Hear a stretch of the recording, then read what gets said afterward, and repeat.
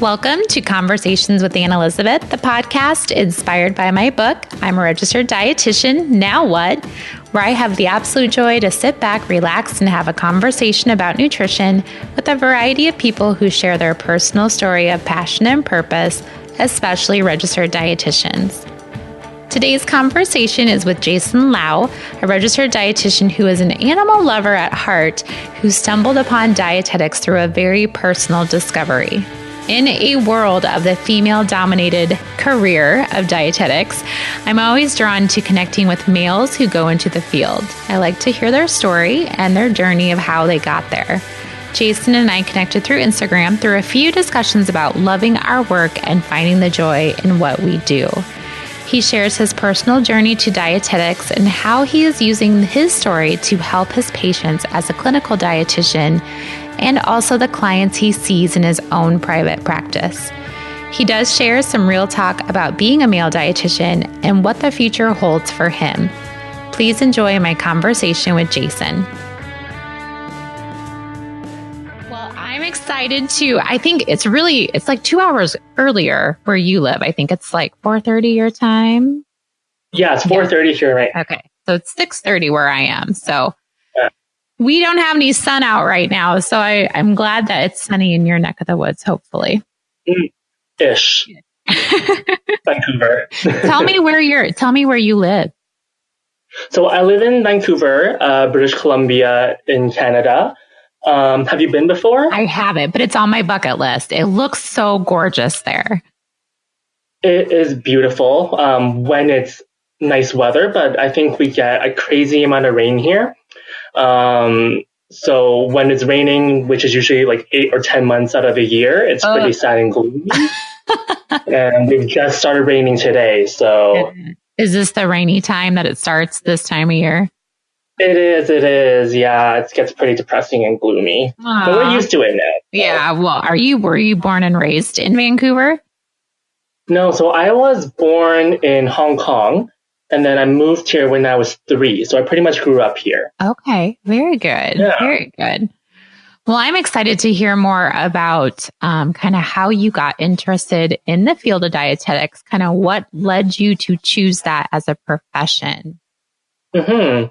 I think they're pretty fun stories, and I think the thing about dietitians is that quite often you meet them and they all have very interesting ways of how they got into the profession in the first place. It's never very linear, I find. So for me, random fact, I'm a very big animal nerd. I'm an only child, so I grew up with lots of pets. And living in Vancouver, we have so much beautiful wildlife here. So entering university, I was planning on working in salmon conservation. That was my deal. I wanted to protect the salmon, save the stock, and make them flourish and whatever. So that's how I entered university. And after I finished high school, I was living a pretty unhealthy life, I would say. And what had happened was I had gone to the doctor, my GP, who's known me my entire life, and I'm like, hey, doctor, I'm getting ready to start university now, but I don't know why I feel so terrible right now. I think I'm having an allergic reaction to something. I'm very puffy all the time. And she takes a look at me and she's like, no, I've known you all my life. You're not allergic to anything. I think it's just your eating habits and you just gained weight. And I was like, oh. What? Really? So it was really weird. Yeah, it was a weird wake-up call for me. And I was never massive. I was a chunky kid. And at this point, I was like, okay, well, no, I got to change something. So I started looking online, like, how do I eat better? How to start exercising? And that's kind of how I started to really get into the whole health thing. And throughout my first year of university, I started dropping a little bit of weight. So I'm about 6 feet tall. I was 220 pounds or so. So not big. But I started working out and my friends were noticing. They're like, oh man, like you look fantastic. What are you doing? And I'm all, well, first of all, I had my first salad at the age of 19. Your first salad was at age 19? My first salad, yes. I hated vegetables. But I got into it and I started feeling so much better and I really enjoyed it. I enjoyed learning how to cook more, and random people I would meet at school, they just assumed I was in dietetics, and I had no idea what this even was. So I remember one person told me, and I'm like, well, what's that? And they're like, oh, are you becoming a dietitian? I'm like, I have no clue what that is. And they're like, oh, like, you seem like you're the type to be that. And I'm like, oh, okay, thanks. And I remember Googling on my university website how to know what a program is, what a dietitian is. And I took one look at the list of requirements and the process, and I was like, not happening. I am not doing this long application. Forget it. And I kind of put it off for another couple months, and but then the seed was planted, and it started creeping up on me again. I'm like, no, I think I might actually want to do this, because people were continuously coming up to me, asking me for advice and telling me that I inspired them to be healthier. And I didn't want to give unwarranted, unprofessional advice. So I actually looked into it a bit more, and I was like, you know what? I got to do it. I'm making the change. And I applied to change my major. And that's kind of how I got started in the whole big process. Oh my goodness. That's so interesting how such a personal story you have with not knowing anything about it and then having that, I don't feel good. I there's something wrong with me too. I just need to change how I eat. That's crazy. Mm-hmm. Yeah.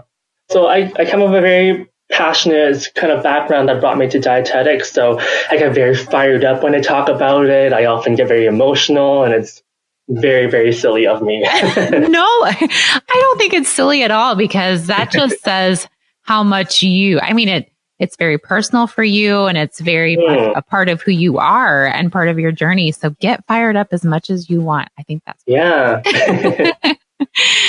So when you went to university, so when you started taking the classes, were you in love with them? Did you feel like you really connected with the classes and that was easy for you? The funny thing is I love the content I was learning about. But the thing is, I'm not a classroom person. It's really bad of me, but I never attended classes. You did? No. It was terrible because I would maybe go to about 3 classes per semester, and I would skip all my other classes. I would show up for the exams, and that was pretty much it. And you passed all of them, no problem. Oh, no. The thing is, I love studying and I love running exams, and it sounds so bizarre, but exams just like give me this thrill, and it's amazing. So I love studying for them, like very methodically, and that's how I did really well in school. And it pissed all my classmates off. They're like, how do you not come to class and do so well? But I think it's just because I loved what I was studying, and I wanted to take my time and learn it on my own accord. And that's why I didn't do well in class. I don't want to be talked to. I want to be able to kind of explore things on my own. And before each exam, I would be a walking textbook. I would hold study sessions with my classmates, and I would be teaching them all things. So, yeah, I love the classes that I did. I mean, barring biochem and those non-so fun. Oh yeah. Classes that we did. Yeah. Well, that's I would have been jealous of you too. I would have totally been with you. I mean, what a great thing though, that you basically taught yourself and still rocked it and did really well. Yeah. So how'd you do with the internship then? Was that like a better experience because it wasn't the classroom type setting? Kind of. So I know that internships work very differently everywhere you go. So maybe I'll talk about how my program worked. Sure.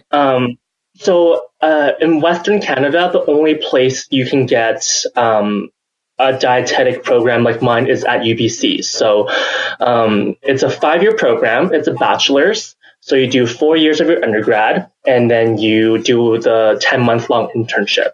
So you kind of enter it as a generic food and nutrition degree. And then after your second year, that's when you apply for dietetics. And you only get 2 tries. And then if you fail on your second try, they're like, no, do something else with your life. This is not for you. This is not for you. Yeah, so that's how it worked. And I didn't get in the first try. I cried for days and days and days, horrible. But yeah, I got it my second try, so that was great. And I got my first choice of placement. So there's about, I think, 6 or 7 large health authorities in BC. I'm probably totally wrong with that number, so don't quote me. Okay. But you kind of list them, and it's a lottery system. So you basically get chosen, and then if you're chosen first, you get your first choice if it's available, so forth and so on. So you don't apply specifically to sites, whereas I think that a lot of it is how it works in the States. Like people apply to certain hospitals and whatnot, right? Yeah. So it's more competitive getting into the program versus competitive getting an internship for us. And for me, internship was a very big roller coaster ride. It started off very rough. And I basically spent my first 2 rotations. I would cry every day walking into the hospital, just fearful for my life and my future. And I was there for 12 hours a day. And I think it was just because my preceptors and I didn't click. And it was just not a good time. But then after that, for those first 2 rotations, I don't know what happened, but it just became smooth sailing, and it was just so much fun. And I ended up finishing internship on a very, very high note. And it kind of helped me discover a love for clinical, which I never thought I would have. So I've been working clinical ever since. Really? So when you went into internship, what did you think you were going to be kind of drawn to? Well, for me, because I got drawn into dietetics because of, basic healthy eating principles and learning how to make healthy snacks, I thought I was a lot more suitable for outpatient or group classes or doing those kind of things. But never having that hospital experience to begin with, I guess, didn't let me see what was out there. But when I got exposure to it in internship, it was so much fun for me, and just learning about the medical stuff and interacting with the team, I got hooked. So yeah, that's how I kind of transitioned into it. That's interesting, because I think clinical is very intimidating when you first start, but it is like, there's like a thrill about it of like, ooh, what kind of cool thing am I going to get to see today? Or who do I get to work with? Or what's in this chart? I'm guessing you kind of felt that way too when you were there. And I think, it was just so interesting how food had such a big part to play in medicine as well. And just seeing how doctors or nurses would actually respect what you had to say and wanted your input on it. I was like, oh, okay, I don't have to talk about just eating vegetables and doing this kind of stuff. This is so cool. And I can do TPNs and tube feeds. So it kind of brought a whole new area of dietetics into light for me. And, I really do enjoy it a lot. And that's great that you do have those nurses and physicians wanting your input and asking you questions. Yeah. Because I think that's kind of rare sometimes. I think it's hard to build those relationships. It is. I talk about this with my coworkers all the time. And I think a big part of it is just, unfortunately, the fact that I'm a male. And I am the only male dietitian at our hospital. Are you? And it's a very big hospital. So when everyone talks about the dietitians, like, oh, that male one, they know who I am. So I'm very memorable in that sense, and therefore I think a lot of what I say gets remembered by people, and I might have an easier time than a lot of my other colleagues. Well, use that to your advantage for sure. Yeah. How many dietitians do you work with? So I think in our hospital there is probably 25 to 30 of us. Okay. And just acute care, and then we also have outpatients and whatnot. So it's a pretty big site. Wow, that's a lot of dietitians. So you probably don't even know some of them. Yeah, I mean, like the pediatrics ones, I don't really talk to, but most of them I know, and we hang out sometimes. So yeah, I was going to ask, do you get together for meetings and kind of like do anything together as far as your work and outside of work? Yeah, so we're a very pretty tight-knit group And we have a lot of interprofessional development days. So for instance, I think once a month we'll have each dietitian from a different area do a presentation on a case study. Mm-hmm. So even though we might work only in medicine, we get to talk about patients who are surgical or oncology. So we got to see a bit of everything and learn.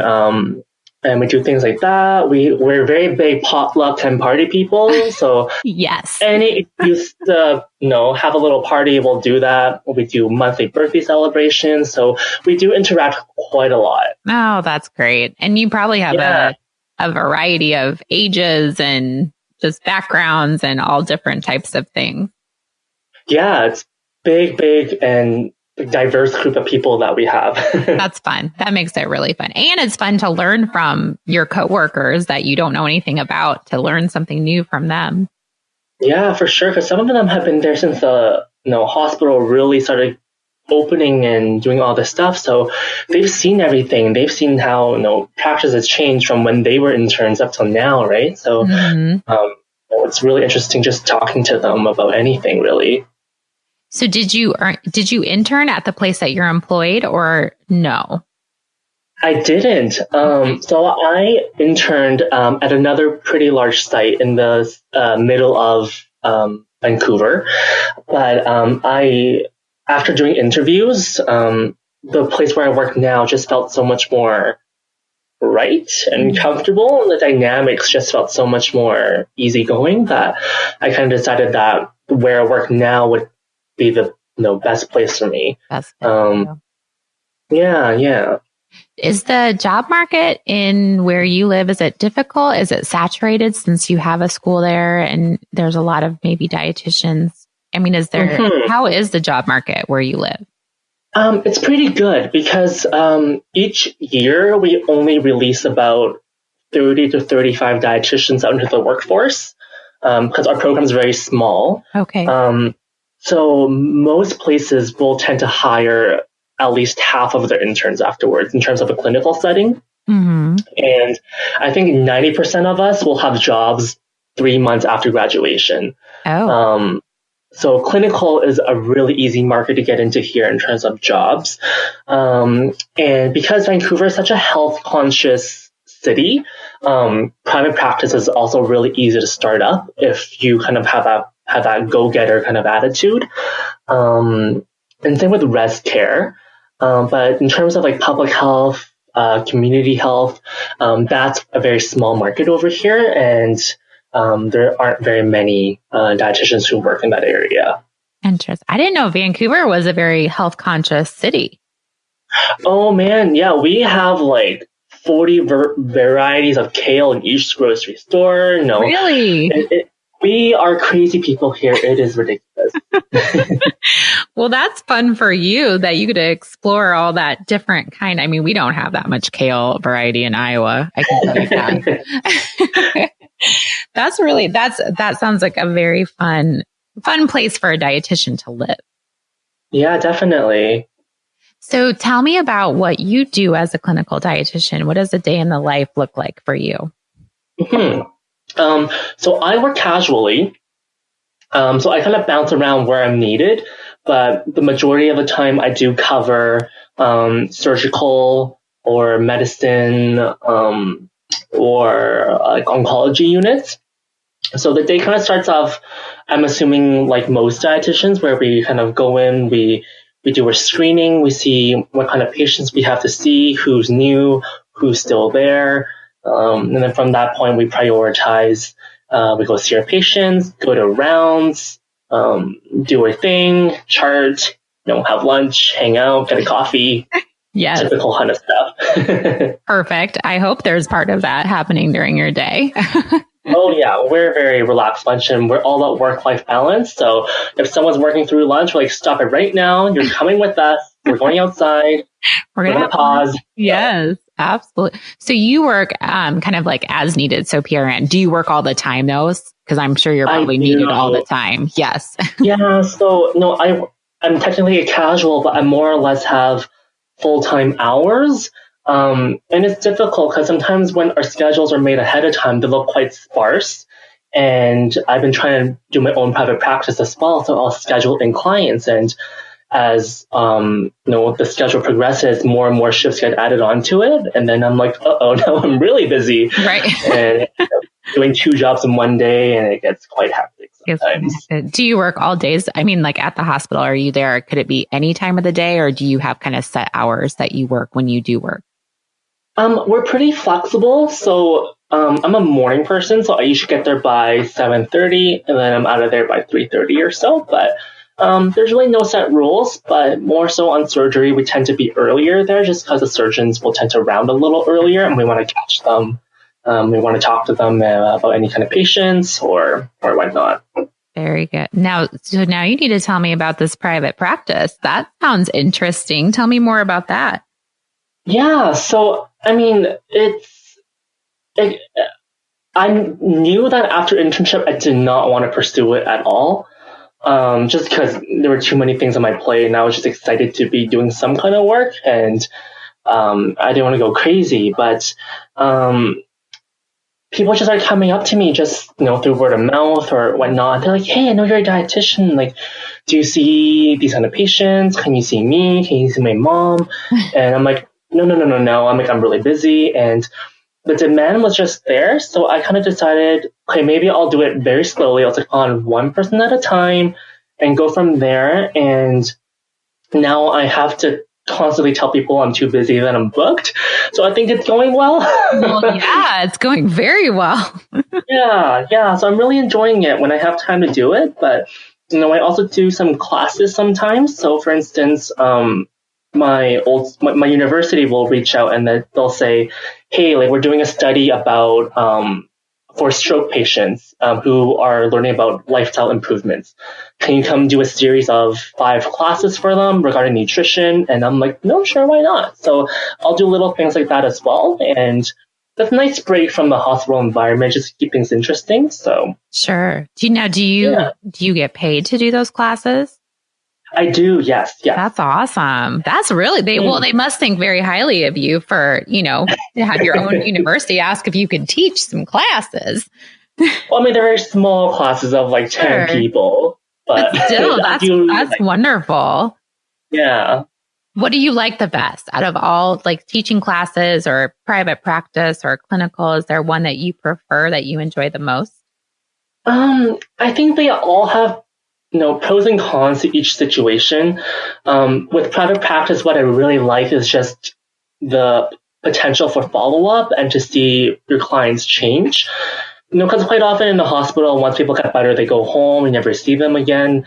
And if they come back, it's because they're not doing well, right? Mm-hmm. Whereas with your private clients, you see them every couple of weeks, every month, and just to have them text you sometimes saying, "Oh my gosh, I'm no longer having explosive diarrhea thanks to you," or "I lost 5 pounds, I'm feeling great, and I'm not hungry all the time."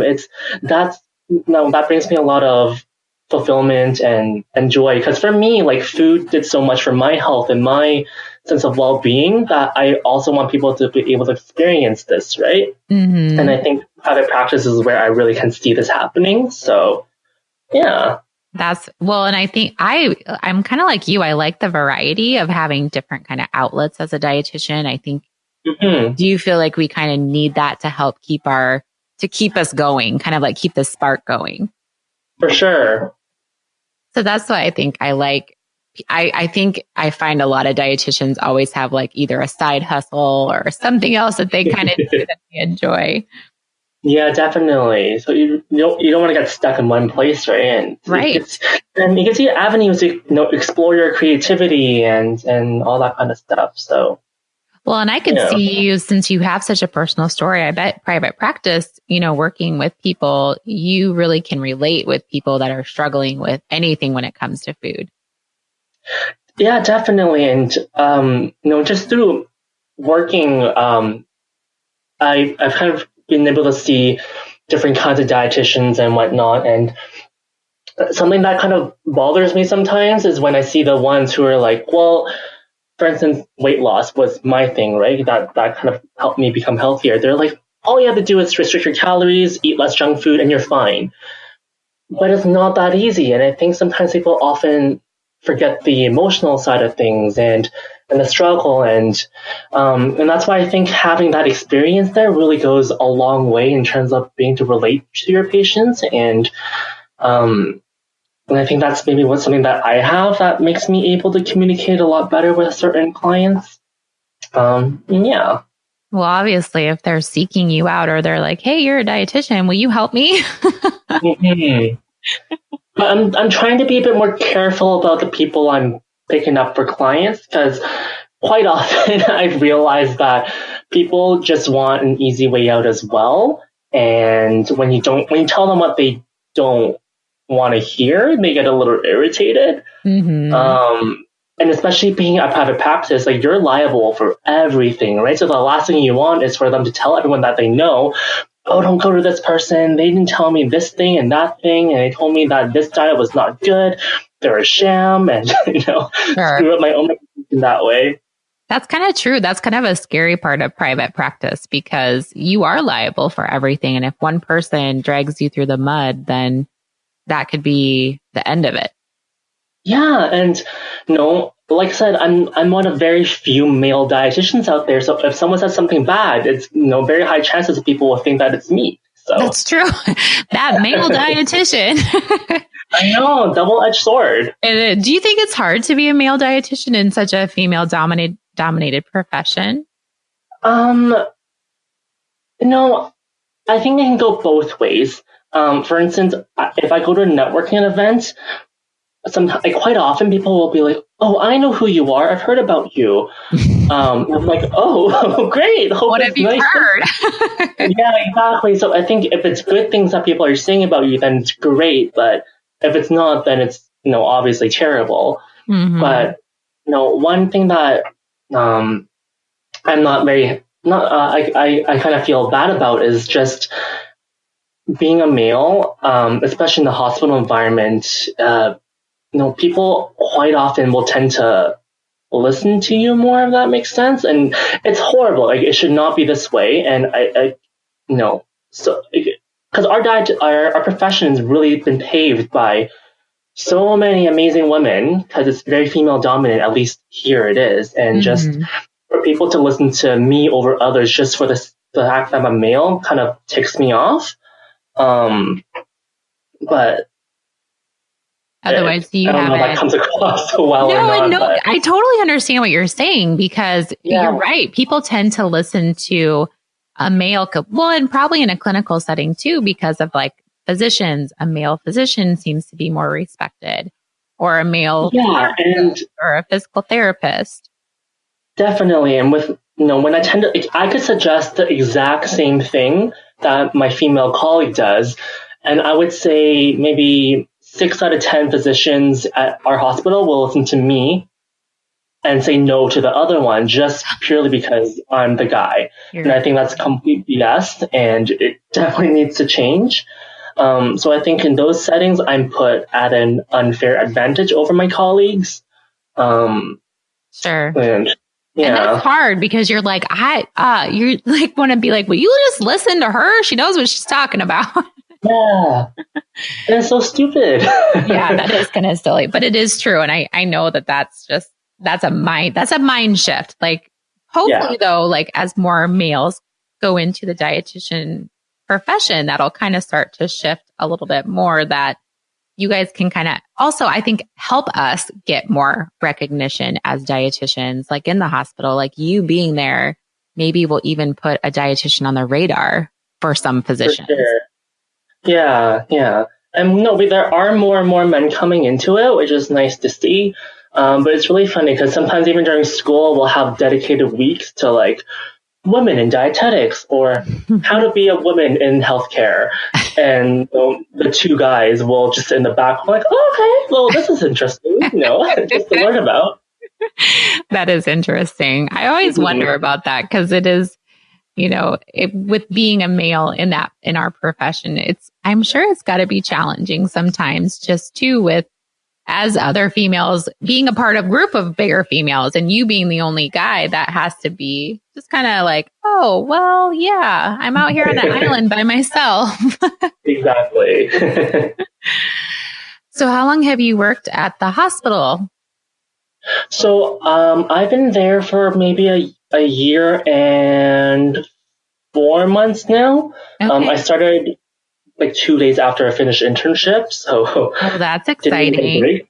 Yeah, you didn't Yeah. have a break. No, you should have taken some time No, off.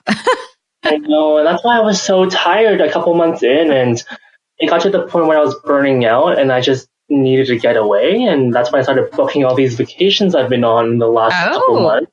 where have you gone? So, Do share. well, in June, this one day before rounds, when I was working, I was just feeling so tired and texting my best friend. And I'm like, look, I need to get away. You need to get away. I'm booking us a trip to Mexico.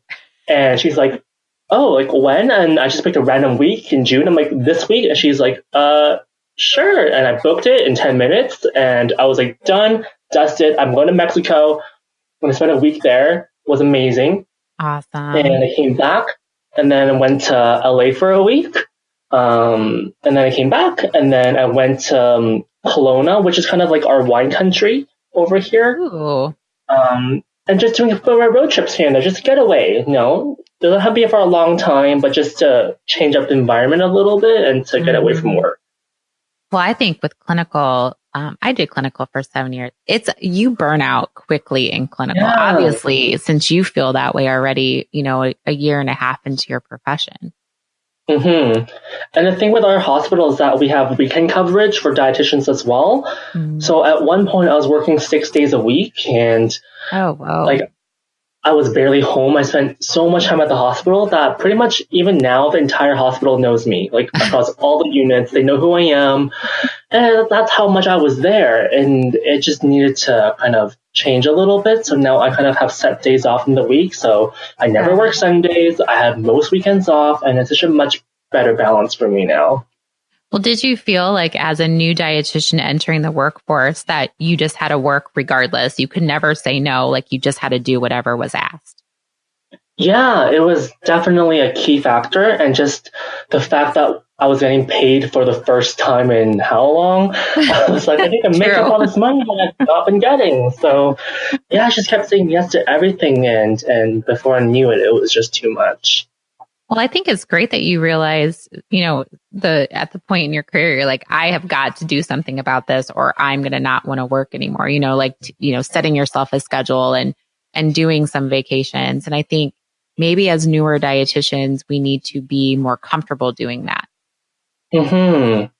And I also think that I was just coming off of a high from internship because I was feeling so confident and so excited to actually start working. And that kind of, pulled me across, but it was, I got too ahead of myself at one point. Sure. I know. I totally understand that because we get so excited to get paid and then to be wanted and to work. And sometimes that's not the best thing to be going all in. Like you need to scale back a little bit. I know. And I totally want to thank you for all those nice comments you've been leaving on my Instagram post when I've been talking about this stuff. Like, you've been fantastic. It's so true though, because I think dietitians say yes to everything, and we do. We need that self-care part. We need to take care of ourselves, and I totally agree with you on that. Yeah, and then you were saying, I think before that, this is our career, so we have to actually enjoy what we're doing, and you can't enjoy it if you're actually burning out, right? So. Right. That's so true. And then you get to the point where how you felt when you went like that first couple weeks of your internship where you're crying because you don't want to go. Yeah. And if you get that, that's bad. Like if you get like that in your job, then that's not a good thing. I know, and that trauma will stay with me forever. I mean, now it's something I can laugh about because I think I'm far off enough into the future. But in the moment, it was horrible. Oh my gosh. Sure. And I've had that kind of moment in my career too, where you just you don't know what else to do. So you just cry. Yeah.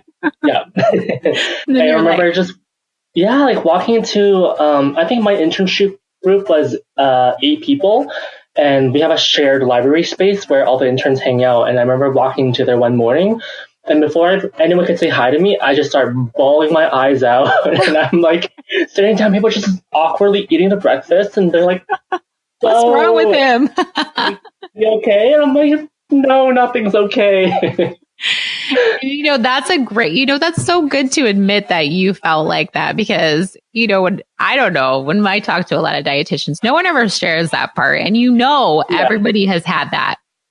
Yeah, and I think that's why I'm also really passionate about just making sure that I provide some emotional support for the interns, whether or not they're actually my intern or not.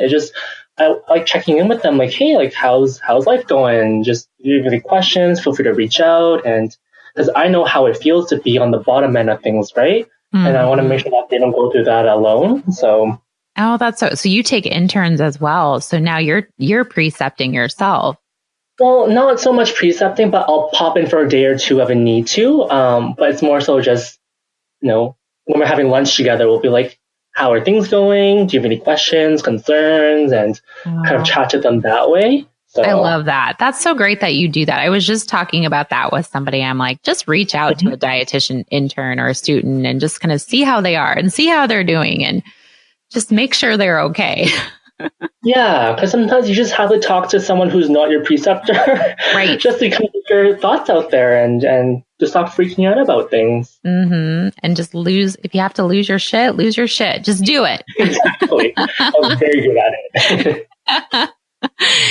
So what do you kind of see as your biggest passion? I mean, like you talked about, just your own personal health. And is there anything in the dietetics field that you're very passionate about, like something like a disease or, something health that you kind of see yourself wanting to educate yourself more on and kind of work in? Right. That's a good question. I know. I feel like there's different aspects of each area that I'm really passionate about. I think that with clinical, definitely having clinical interns, that's something I really want to go into if I continue in clinical. Mm-hmm. And an area that I actually really loved during my internship was liver transplant. Oh. Because remember, I saw this one patient in my very, very first week on my rotation there, and I had no idea what I was doing. I was just going off a script, Mm-hmm. And I remember, this guy came in just Simpson yellow, ascites. He looked like he was pregnant, but he was skin and bones everywhere else. And I thought in my head, like, what am I going to do for this guy? I'm just a student. This is my second day in this rotation. But I did my thing anyways. And I came back to do relief in that rotation afterwards, a couple of months later. And luckily enough, a liver came up for this guy. And he comes in to do his pre-op assessment. And he was a completely different person. He looked amazing. And I'm like, oh my gosh, what have you been doing? And he and his wife were like, you happened. I'm like, what are you talking about? They're like, we followed everything he told us to do. And, he's felt so much better. And his surgery went fantastic because he was so much better nourished. And the couple just started crying and they hugged me and they offered to host me at their beautiful beachfront villa on the island here. And oh my gosh. And they even offered to write letters to the head of the medical board to tell them that they have to hire me afterwards because that's how much I was able to change their life. And then at that point, I was like, oh my God, I'm just a student and I was able to do this. And I think that really solidified my love for transplants. And it kind of showed me that just because you don't often see people afterwards in clinical settings, it doesn't mean that your advice goes, useless and that people can actually benefit from it. So, and that's what, those kind of thoughts really keep me into the clinical mind frame. So, yeah. What a story. That'll be something you never forget. What a great story. I know. That's amazing. Definitely a highlight. Yeah. Well, liver transplant, that is some tricky stuff. So good job being a student and giving the right advice. I wouldn't have known what to do. So much fun. Yeah. And there's only one place you can get liver transplants in Vancouver, and my preceptor has been doing it ever since the center opened. So 30-something years, and it's just been her. So she's the expert. And I she was just a wealth of knowledge, and I loved her so much. Wow. I bet so. I bet you just got so much information. Well, never know. That might be a job, when she retires, maybe you could slide into. You never know. We'll see. Never know. So it really sounds like your heart really is in that clinical arena. Like you just really have found a passion there. And that's fantastic. Mm-hmm. Yeah. And then you also love to do some social media. You also blog. I know that you have your own blog and you kind of like to write and do things like that as well. Yeah. I mean, that's taken a bit of a backseat. I would say that social media was a much larger thing for me when I was applying for dietetics. Because for us, I think grades are only 40% of what determines whether or not you get into the program. And a lot of it is your extracurriculars and whatnot. So when I was preparing to apply, I thought, okay, well, I think I'm good at social media. So maybe I'll kind of blog and do all this stuff. And I kind of took up food blogging and I put it up on my Instagram, my old Instagram, which doesn't exist anymore. Just documenting what I eat in a day. And people are like, I need recipes for that. I need recipes for that. And I'm like, well, I don't want to type it up on my phone and post on an Instagram comment. That's just too much work, My fingers don't move that fast. So, yeah, and then I created a website, just a very basic one, and I would put really crappy quality photos on there and type up a brief recipe and call it a day. And I don't know what happened. Maybe it was just luck, but I was getting hundreds of comments and questions every single day. And I think I had reached 10,000 views within the first few weeks of opening my blog. Wow. And that blew my mind because I was just, a measly 20-year-old doing God knows what on the internet, right? And I had companies that started reaching out to me for like sponsored posts and asking me to like fly to Toronto for events. And I was like, wow. This is too much.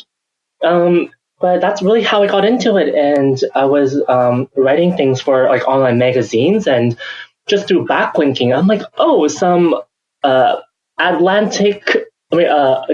Housewives magazine has featured a recipe in this. I'm like, all right, I don't know how they found me, but sure. Yeah, and then I was bumping to people on the streets who were like, I read your blog post, I made your food, it was great. And I was like, oh my God, this is great, fantastic. But once I got into the program, school kind of took over, and I was like, no, I got to focus on school for now, and I kind of just shut things down on that part. But now I'm like, well, maybe when I have time, I'll dabble in it, but definitely I'm not going as intensely as it was way back when. I understand, because that internship, you got to land that. So you got to do whatever you can. I know. That's pretty interesting, though, how you just kind of had people, start following you and kind of wanting to do recipes. You must like to cook. You like to cook? Yeah, I love to cook. I've pretty much been at home after school by myself ever since I was 12 years old. So it was a lot of playing around with like instant noodles at first and then learning how to cook an egg. So I grew up cooking quite a bit. But definitely when I started to eat a little bit healthier, that was when I looked up recipes and how to make recipes, tweak recipes. And I really do like cooking. So that's awesome. You're better than me. I don't like to cook that much. I'm very simple now. I don't do the extravagant things anymore. I used to, but... Well, you don't have any time. You're doing all this stuff. You don't have any time to cook. You need someone to cook for you. I know. Well, I think it's great. I love to listen to your passion about your job, and just kind of how you fell into dietetics is so interesting. And I find you very... I was just telling you before we started about your charcuterie bouquet instead of flowers on your Instagram is seriously one of my favorite posts I've ever seen, because I love charcuterie. So I will definitely love to continue to follow your journey on social media as well. Oh, thank you. And what do you kind of see? I know that I said, where do you kind of see yourself? But do you see yourself kind of working in clinical, or do you have... I mean, I know you love to travel too. So where do you kind of see Jason going in the future? I do really like clinical, but knowing my personality and just I need to really satisfy my creative side of things. So I do see myself branching off into just only private practice, but not for a couple years at least. But I have coworkers who are trying to push me out of the nest and make me do it and just go for it. And it's scary just to be on your own, right? So I'm slowly going into it. Well, that's great. I think that's really what I want to do at the end of the day. And just having the thought of having my own office somewhere and a little plaque on my desk, and that really excites me. So yeah, no, it sounds like you're well on your way, but I understand, like, it is scary. It's scary to take that leap into just being your own deal. And I'm just very happy that at my age I've been able to find like what I'm passionate about, because I know people, they struggle with this. They go through 2 or 3 different career changes and they still can't find what they actually love, where I can, without one bit of doubt, say that this is what I want to do forever and ever. And that's why I get so excited about it. And I just feel very lucky in that sense. And yeah. That's great. Do you still love animals? Are you still an animal lover? I do. Yeah. I definitely don't have as many pets as I did before. At one point, I had over 13 fish tanks in my house. Oh my gosh. I know. And I've had lizards, I've had snakes, turtles, birds, you name it, I've had it. But now I only have one little kitty, so. Oh, you're a kitty. You have a kitty. What's your kitty's name? His name is Nugget. I got him in my first year of university when I was having a chicken McNugget phase, hence the name. And that's awesome. He's a little angel. I love him very dearly. Aw, well, yeah, you wouldn't have time to take care of 13 fish tanks. That's a lot of work. Oh my gosh, but yeah, at one point I used to buy fish from Thailand and have them shipped over here, so I would have pure bloodlines and do my own breeding projects. I got really nerdy. So. Yeah, you did. Yeah. Well, I think that just makes the whole rounding of you as a human, that you just love pets and you love cooking and you love helping people. It's just all the great things about you. Yeah, I have lots of things I get excited about. That's good. That is so good and it gets other people. It gets me excited listening to you be excited about those things and dietetics. So that's why I love having these conversations. Yeah, they're fun. Yeah, they are fun. I love it. And I would, it's like we would probably never get a talk unless we did this. So this is kind of fun. Yeah, and that's why I was so happy when I found your podcast. I was like, oh my gosh, finally, I can listen to dietitians talking about just dietetics. And, dietitians. because I love podcasts. They're like my everything. So me too. Like 2 of my worlds colliding into one, and I've been telling everyone I've been so excited for this today. Well, good. I'm so thankful that you had the time to do this with me today. Well, I'm excited to continue to follow your journey, but I also have to ask you, now I'm calling them my hard questions because everyone says these are the hardest questions to answer. Okay, so, I'm ready. What food or foods do you enjoy? Oh, my favorite food is an apple, but I am an apple snob. And I feel like I have the right to be one because I live in BC and we're like really big on our apples here. Have you ever had an ambrosia apple? No, I haven't. Oh my gosh, you have to. I don't know if they're available outside Vancouver or BC, but they were kind of grown and developed in BC, and they are just the most, like, they're very reliable apples, first of all. They're always crunchy. They're never mushy, never grainy. They're always super sweet with just a slight hint of tartness. So you never get like that cloyingly gross taste in your mouth. Yes. And they're just my favorite apples. They're the only apples I will eat for the most part, unless I am, forced to do otherwise. Yes. Apples. Hey, I'm writing that down. Ambrosia. I know I'm going to have to look. I'll have to ask one of my produce managers if we could get You have to, yes. I will. It's a mission. Well, What beverages do you enjoy or beverage?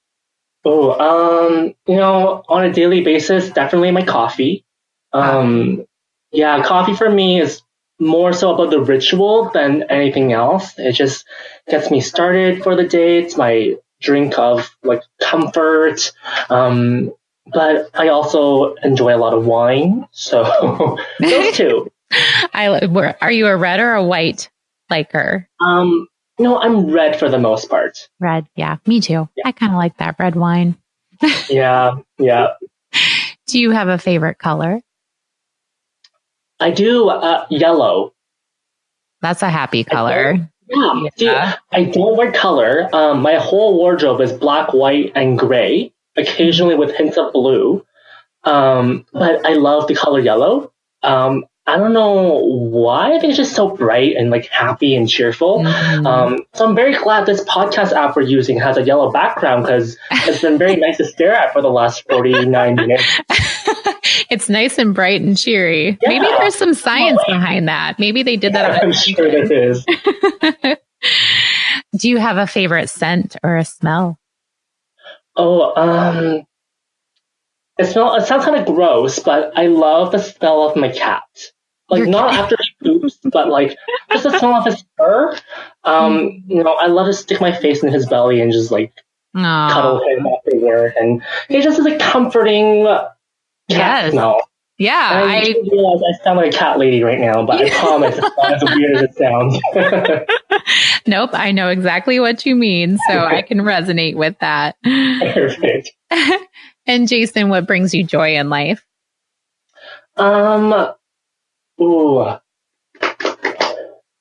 Nature, definitely nature. I can't imagine myself ever leaving BC because we're so lucky with the variety of nature here. If you feel like seeing a forest, you can easily find one. If you want to see an ocean, you can get one. Mountains, deserts, lakes, we have it all here. And I think because I need my quiet time, that's really where I get it. So, yeah, nature brings me a lot of joy. That sounds so nice. What a lot of great options. Yeah, you definitely need to visit. I do. And if I do, we will have to meet in real life because it is on my bucket 100%. list. Yes, for sure. Well, thank you so much for sharing your story and your journey so far. And I look forward to staying in touch and reconnecting and seeing how you're doing in the future. Yeah, well, thanks for having me. It's been so much fun. What I loved the most about our conversation is just how real Jason is.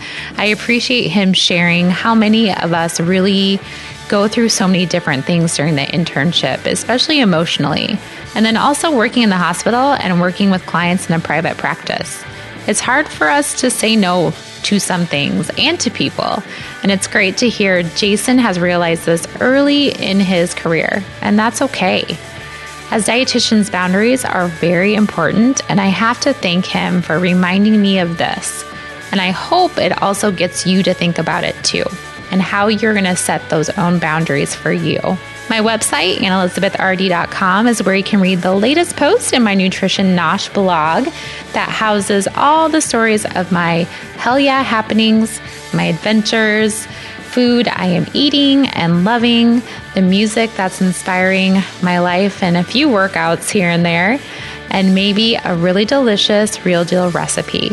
At the end, I always like to share things that I'm loving right now, whether it's food or clothes or just the time of year. You'll find all my previous podcasts, show notes, and links to things we talked about during all my conversations with these amazing people. If you like to read and you would like to read about being a dietitian, you can also purchase my book from the website.